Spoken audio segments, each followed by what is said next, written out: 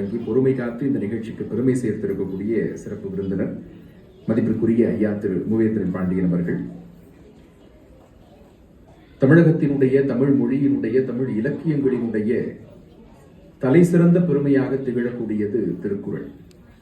அந்த திருக்குறளினுடைய நீள அகலங்களுக்குள்ளே மனித வாழ்க்கையினுடைய அத்தனை சாராம்சமும் அடங்கி நிற்கிறது. ஒட்டுமொத்த திருக்குறள்களினுடைய எண்ணிக்கையை நம்மாலே மனனப்படுத்தவோ அல்லது அதை நம்முடைய வாழ்க்கையாக மாற்றவோ நம்மால் முடியாது என்றாலும் கூட ஒற்றை திருக்குறளை நீங்கள் வாழ்க்கையாக்கி கொண்டாலே போதும், நிச்சயமாக நீங்கள் வெற்றி பெற்று விடலாம் என்று சொல்வார்கள். அந்த அளவிற்கு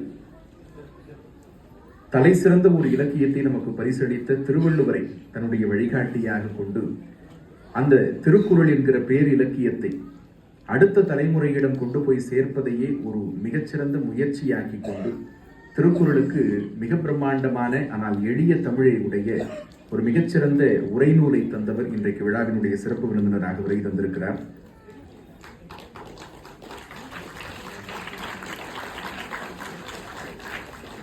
சிகரங்கள் தொடுவதற்கே என்கின்ற பெயரிலும் பர்தா என்ற சிறப்பு ரோஜா பேசுகிறேன் என்கின்ற பெயரிலும் 2 அற்புதமான கவிதை தொகுப்புகளை வெளியிட்டிருக்கக்கூடியவர்.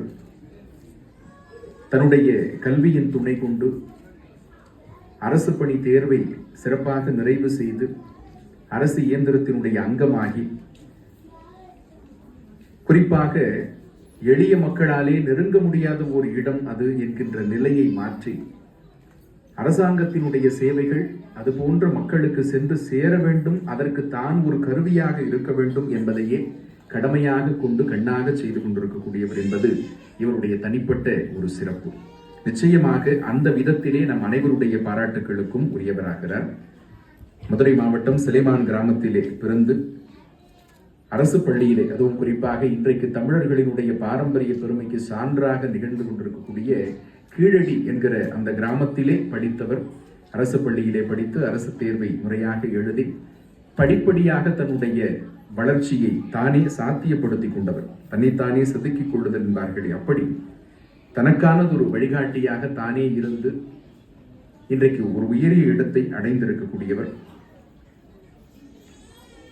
அதோடு மட்டுமல்லாமல் தன்னுடைய பொறுப்பாக இந்த சமூகத்திற்கு என்ன செய்ய வேண்டும் என்பதை கணித்து தேவைப்படுகின்ற ஒவ்வொரு இடத்திலும் முன்னின்று மக்களுக்கு உதவி செய்யக்கூடிய ஒரு இடர்பாடு என்று வந்துவிட்டால், கொரோனா தொற்று காலமாக இருக்கட்டும், மழை வெள்ளமாக இருக்கட்டும், இவற்றிற்கெல்லாம் அரசு பணிகளை கொண்டு செல்வதோடு மட்டுமல்லாமல் தன்னால் ஆன பல்வேறு உதவிகளை தொடர்ந்து செய்து கொண்டிருக்கக்கூடியவர். திருக்குறள் சம்பந்தப்பட்ட போட்டிகளை நடத்தி மாணவ செல்வங்களுக்கு அது சார்ந்த ஆர்வத்தை ஊட்டிக் கொண்டிருக்கக்கூடியவர்.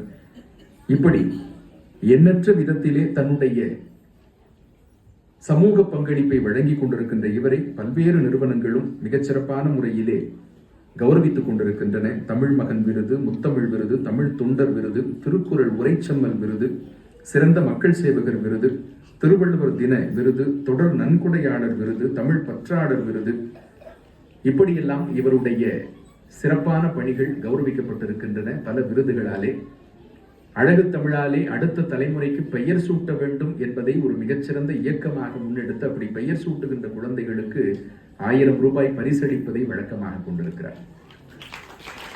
அதோடு மட்டுமல்லாமல் தன்னுடைய அரசு பணியிலே தான் பயன்படுத்தக்கூடிய கோப்புகளை எல்லாம் முழுக்க முழுக்க தமிழிலே பதிவு செய்து தமிழ் மொழியை மட்டுமே அதற்காக பயன்படுத்தி அதற்காகவென்றே கடலூர் மாவட்ட ஆட்சியரினுடைய சார்பிலே காசோலையும் பாராட்டு சான்றிதழும் பெற்றிருக்கக்கூடியது இவருடைய தனிச்சிறப்பு. இப்படி பல்வேறு விதமான தனித்துவங்களை தன்னுடைய திறமையாகவும் வாழ்வியலாகவும் சிறப்பாகவும் கொண்டிருக்கக்கூடிய ஐயா மூவேந்திரன் பாண்டியன் அவர்களை அனைவர் சார்பிலும் இந்த நிகழ்விற்கான வாழ்த்துரை வழங்க அன்போடு அழைக்கின்றேன்.